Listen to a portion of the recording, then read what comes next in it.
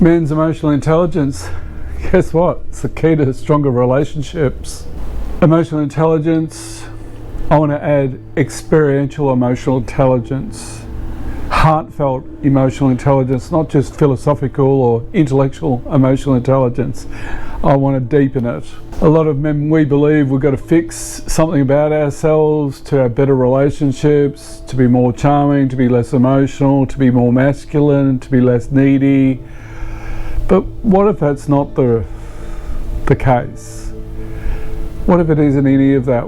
But what if the real strength that we've been missing is our emotional intelligence, our emotional awareness, our emotional insight, that deeper stuff.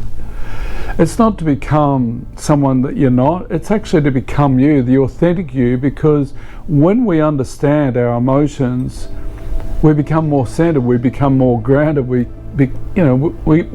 become more powerful. It's not woohoo, it's actually becoming stronger and more authentic. And what a gift to give to yourself, really. It's taken me 100 years to get to this point. So, guess what? You're in for a journey. When we build our emotional intelligence, we can stop reacting blindly. We can stop shutting down when conflict shows up, and that's going to happen in relationships. We can stop numbing ourselves, withdrawing from arguments just to keep the peace. Instead of have an argument over this.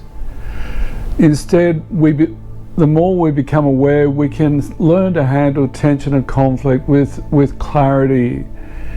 We can show up to these conversations and we can create a deeper safety for ourselves, our partners and our kids and our friends. It's not about becoming more sensitive, more woohoo, seriously. It's about becoming more stable, more aware, more connected without losing that masculine edge. When we bring this emotional awareness into our relationship, everything changes and people can feel it, people can read it. When we say sorry from our heartfelt, our partners can hear that, they can sense it, they can feel it. When we just say sorry intellectually, oh, you're right. And yes, a lot of our emotion, we were emotional beings in our early lives, and up on the board is the head-heart model. And as men, we were emotional beings early in the piece and we got hurt, but we were taught to suppress it. Man up, don't cry, stay in control, stop being emotional, stop being a sook.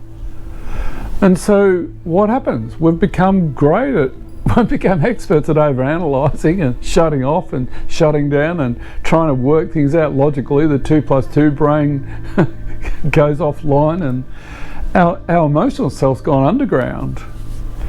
But the disconnecting this creates in our relationship makes us brittle, and it can kill intimacy, emotional intimacy with our partners, and can create emotional resentment or get resentful. And it can destroy relationships, but we don't know how to show this stuff. And it's how do we learn to start to become more aware and develop a deepening of our emotional intelligence at a heartfelt level. So how do you start to do that? How do we build that? I'm just going to outline 3 really simple steps to start with. And it's not going to happen overnight, it's practice, practice, practice.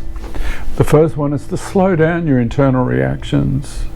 Stop and breathe, just pause. Just when something gets triggered, pause. Don't try and suppress it, just become aware of it. Just notice it, mindfully notice it. And ask, hey, what's really going on deep down under the surface right now within myself? What am I feeling? It could be anger. The anger might be covering up our fear. Or it could be withdrawal. Our withdrawal could be hiding our shame, and we don't want to be exposed.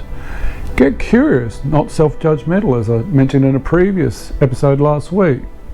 The second is to name what you feel, not just what you think. Try and name it. We're very fluent with our thoughts. We overthink it, but we can be a little bit laxed on emotional intelligence.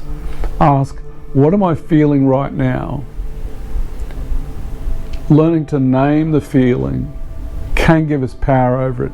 In CBT they say name it to tame it. This is how we can learn to move from reacting to respond. And in the model on the board, the head art model from the soul mindfulness, we respond. The third one, is, we don't have to share to everybody. Just share enough. Don't go telling your whole lifestyle. Just share a little bit. Try it. And especially with your partner. I'm not sure how to say this, but hey darling, something's weighing on me, something's getting me down. And I mentioned last week, I'm feeling heavy. This kind of honesty can create that emotional intimacy between each other.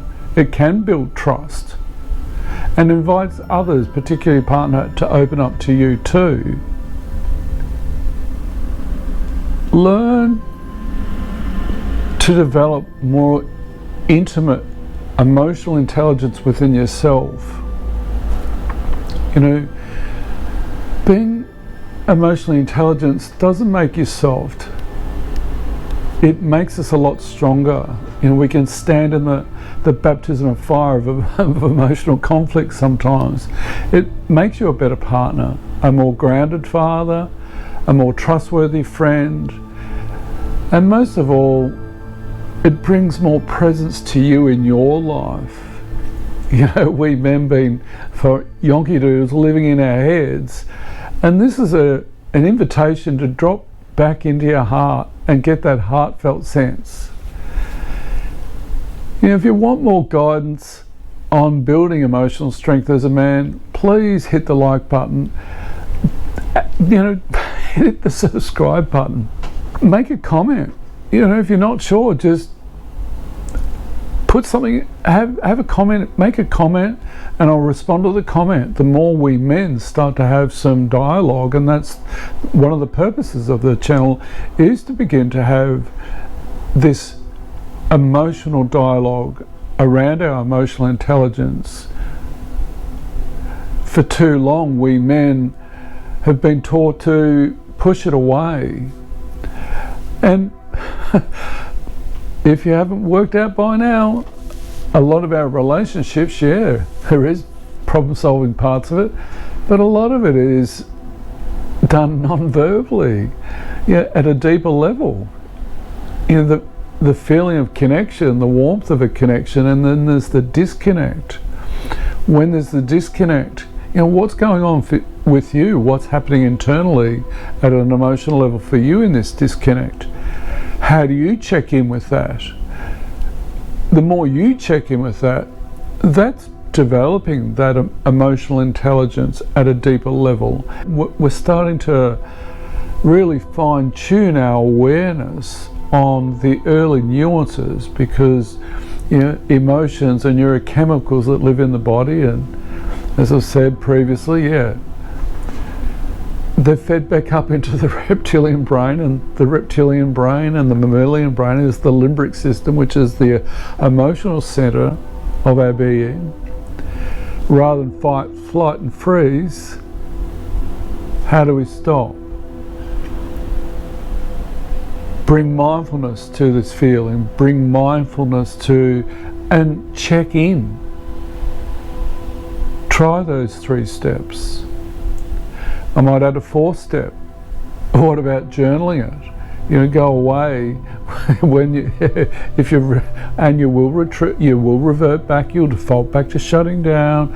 You'll revert to getting angry sometimes. Notice the anger. Rather than spray it, stop, go away, and do some journaling. Go for a drive, grab your journal, sit down, write out what happened, write out the feelings, have a vent, but underneath the venting, underneath the anger, are the hurts, are the deeper painful points.